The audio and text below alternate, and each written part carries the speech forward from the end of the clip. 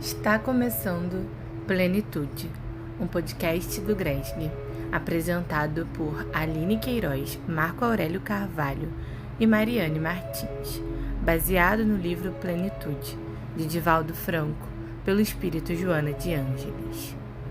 Bons estudos! Olá pessoal, tudo bom com vocês?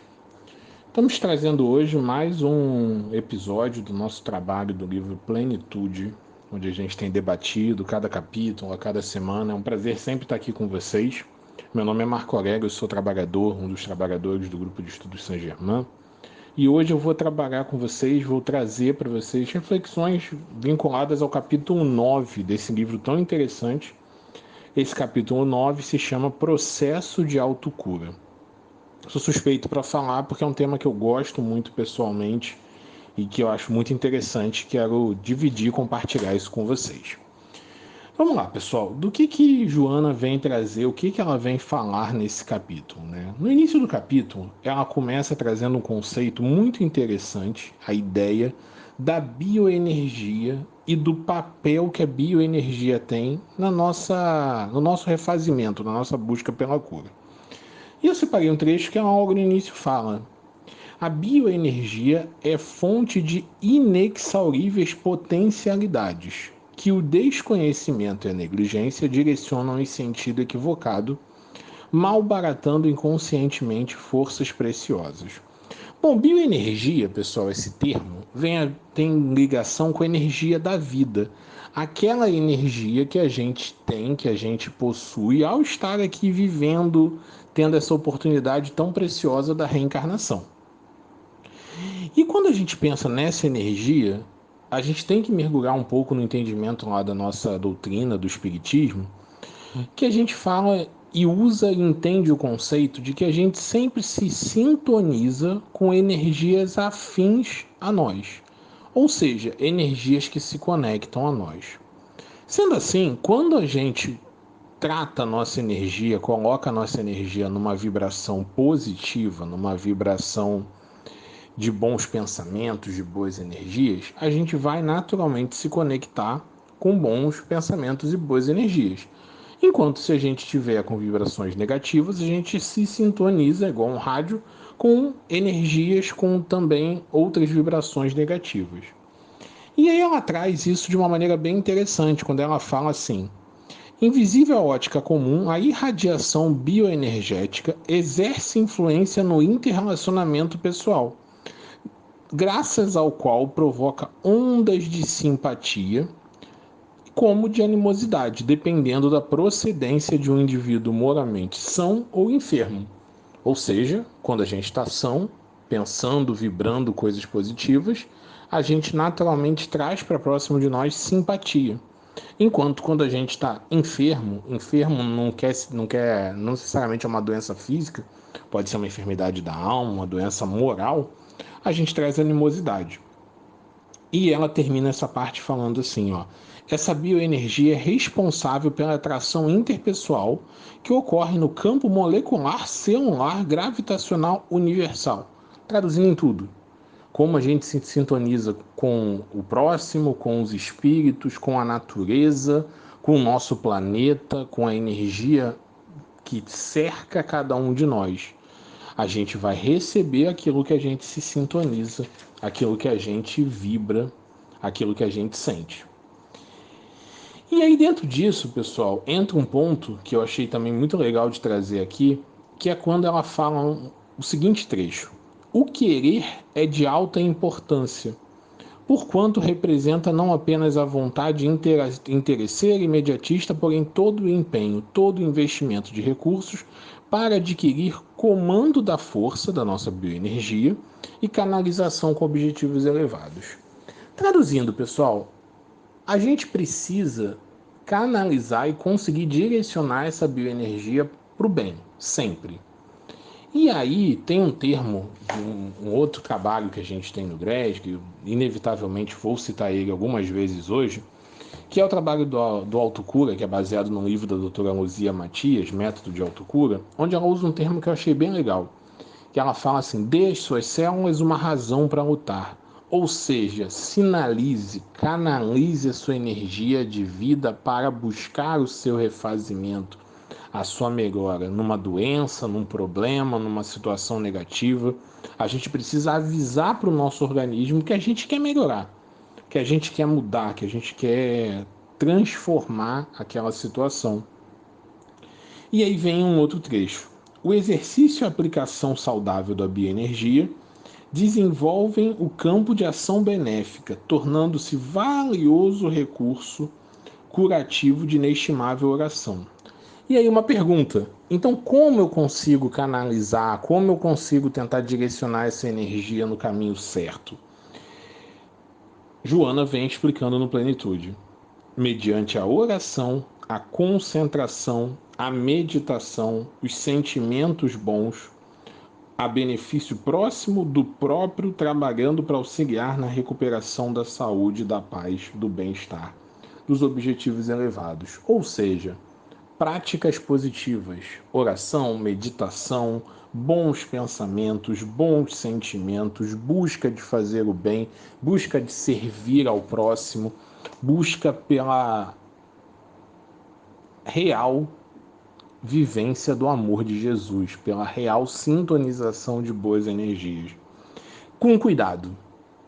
Às vezes a gente faz isso, essas coisas, querendo uma troca, barganhando um resultado imediato. Poxa, eu estou fazendo isso, então a partir de agora eu vou receber de volta também só coisas boas, porque eu vou estar sempre sintonizado com coisas boas. Nada é imediato assim, pessoal. Tudo que é imediato não é consistente. A gente precisa entender que tudo é um processo. Então a busca não pode ser aquela busca de imediatismo ou de barganha com Deus. Eu faço isso e você faz isso por mim. Não, com certeza não é esse o caminho que a gente precisa. É um caminho muito mais longo de mudar um padrão de ações, um padrão de comportamento na nossa vida. E aí sim, isso vai ser a chave da autocura. Vamos lembrar, né? Que toda enfermidade, ela tem uma causa. Pode ser dessa vida, de outras vidas, mas ela tem uma origem. E ela muitas vezes tem como sinalização clara um desequilíbrio. Algo que está acontecendo dentro de nós que não está bom. A gente passa por uma doença física, mental, porque muitas vezes é a maneira do nosso organismo avisar que nós não estamos bem e que precisamos mudar algo.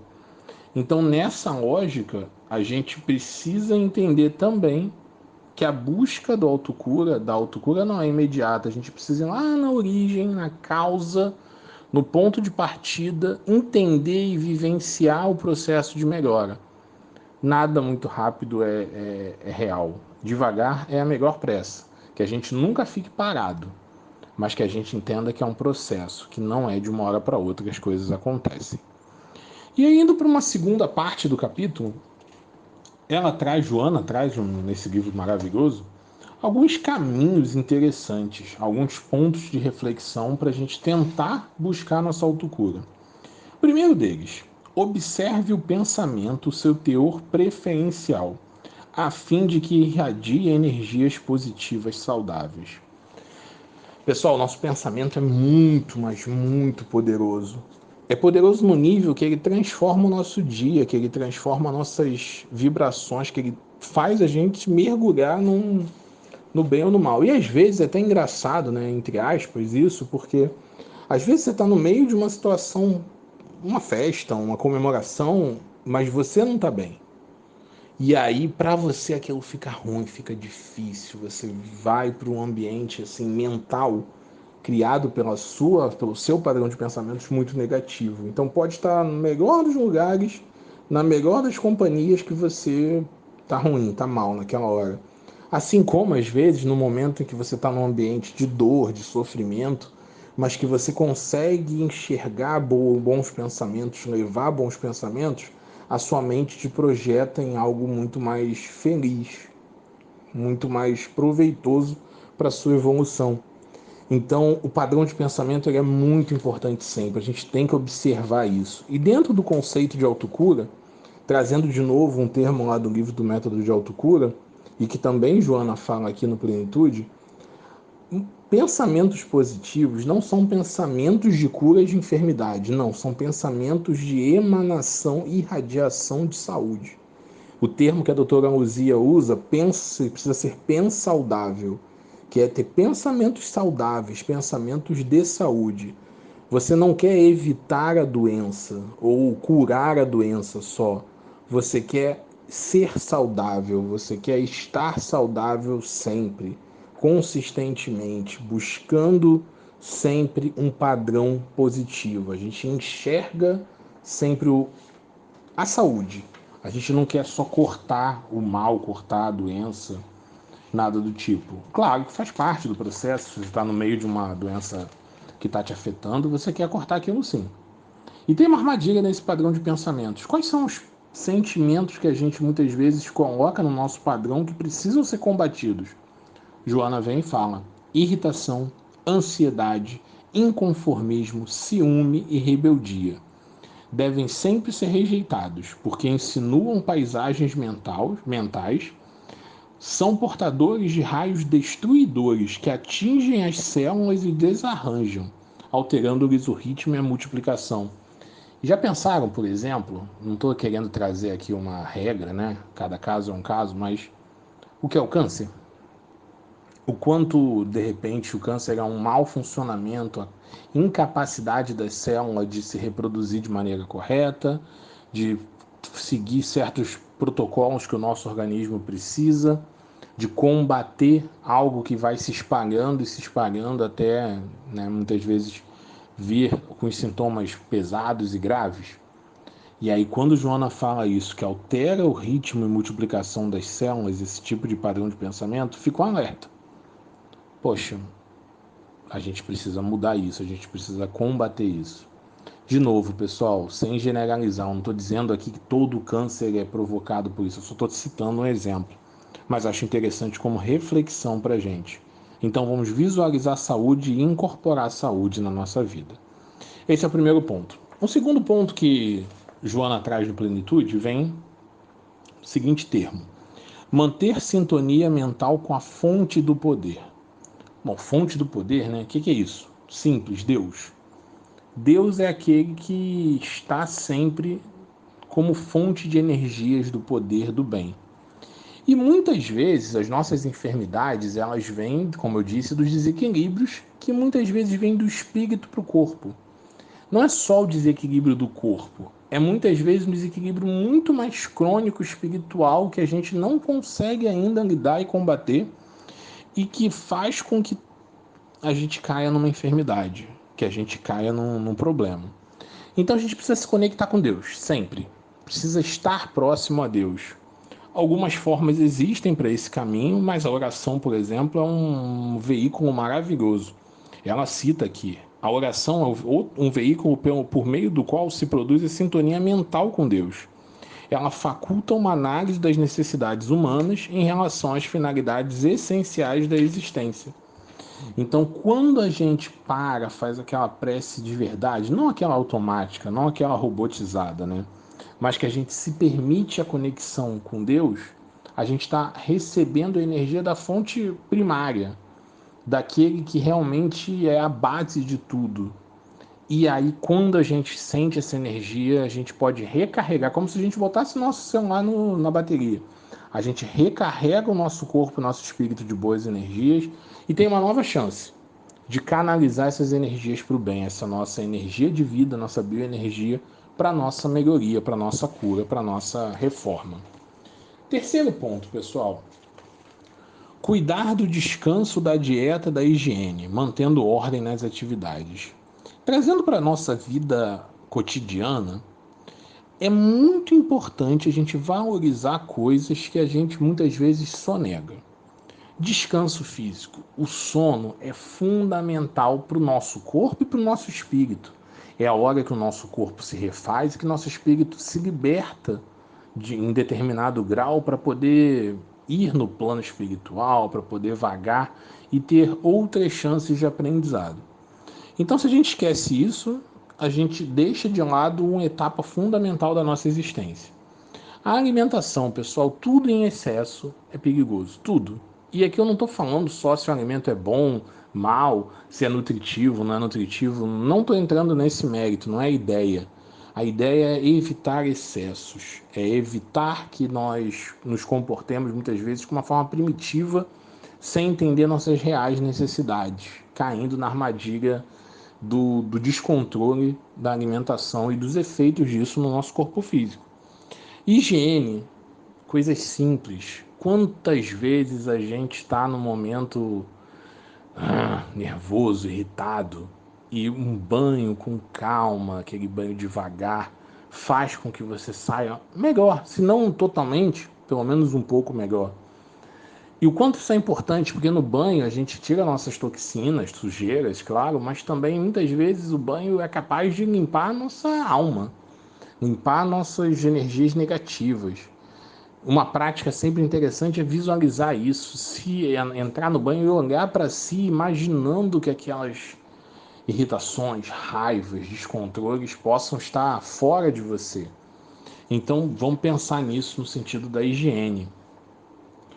E entender que o nosso corpo, pessoal, é a nossa fonte nessa reencarnação para que a gente possa aprender e vivenciar as experiências. É o nosso hospital, é onde a gente está internado nessa encarnação para poder experienciar o que a gente precisa. Então a gente precisa cuidar sempre dele. Quarto ponto que Joana traz, último ponto desse capítulo, ela fala o seguinte: canalização dos pensamentos e das emoções para o amor, a compaixão, a justiça, a equanimidade e a paz. Traduzindo, otimismo, pensamentos que as coisas vão melhorar, se visualizar curado de um problema ou num outro momento da sua vida, é fundamental no nosso processo de autocura. O amor que une tudo, une todas as criaturas, ele precisa ser tratado da maneira correta. Um amor comportamental. Um amor que envolve como a gente age, não só o que a gente sente de maneira utópica, mas como a gente age, como a gente vivencia. Um amor, como Joana fala, que propicia a compaixão que gostaria de receber, se a situação fosse oposta. Ou seja, eu preciso amar o próximo e entender que o amor passa por se colocar numa situação invertida e pensar o que aquela pessoa precisa, o que eu gostaria de receber. Não no ângulo de o que eu gostaria, todos têm que gostar, porque às vezes isso é perigoso também, mas no ângulo de o que eu gostaria, no mínimo, pode ser útil para aquela pessoa, ou eu posso enxergar no ângulo de visão dela, ser empático e aprender alguma coisa e entender melhor como fazer aquilo. Pensamento de paz, pessoal, aquele pensamento que você não quer conflito, não quer guerra, você quer paz, você quer estar em paz com você mesmo, com a sua família, com seus amigos. Ele canaliza muita energia para o bem. A gente tem que sempre buscar a paz, buscar sempre o equilíbrio e nunca a guerra, né? Nunca a situação de dor. E aí a gente precisa, para fechar, entender que nós somos os coautores da nossa vida. A gente recebeu essa encarnação porque, de alguma forma, a gente mereceu. Mesmo uma reencarnação difícil, é porque a gente mereceu. E nós somos os coautores, aqueles que vão direcionar os próximos passos. A gente tem uma folha em branco para escrever nossa história. Os capítulos que já existem para trás, que a gente muitas vezes não consegue ler, eles já existem. Mas o que vai acontecer daqui para frente passa por nossas atitudes de hoje.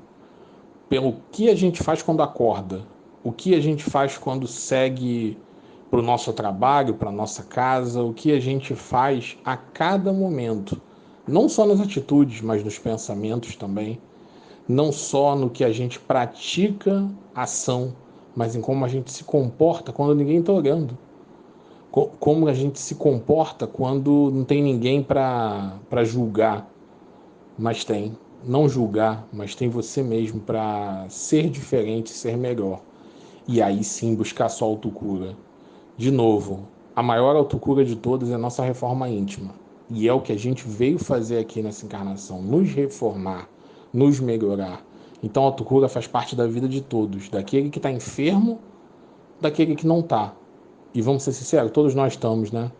Porque nesse mundo ainda de provas e expiações, nós temos muitos erros, tanto atuais quanto pretéritos. Então todos nós precisamos buscar esse processo de autocura que Joana traz dessa maneira tão maravilhosa no Plenitude e que a gente precisa colocar em prática no dia a dia. Um passinho de cada vez. Oração, meditação, cuidado com o nosso corpo, cuidado com o nosso padrão de pensamentos, cuidado com o que a gente se sintoniza, fazer o bem sempre e lembrar que o amor passa por respeito, por empatia, por entender o próximo, mesmo que o próximo seja diferente de nós. É isso, pessoal. Muito obrigado a todos que ouviram e até os próximos episódios.